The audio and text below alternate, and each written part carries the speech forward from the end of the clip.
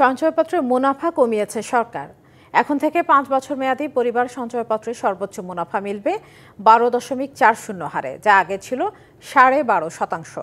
অর্থ মন্ত্রণালয়ের অভ্যন্তরীণ সম্পদ বিভাগের এক প্রজ্ঞাপনে জানানো হয়েছে এমন তথ্য।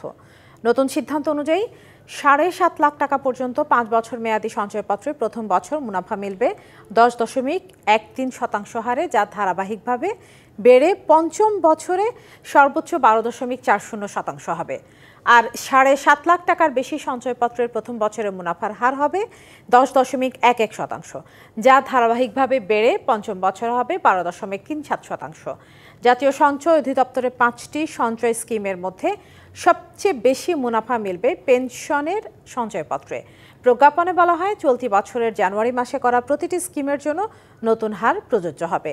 তবে এর আগের করা স্কিমে পুরাতন হারেই মিলবে মুনাফা। নতুন মুনাফা হার আগামী ৬ মাস পর আবারও পুনর্নির্ধারণের করার কথাও জানানো হয়েছে প্রজ্ঞাপনে।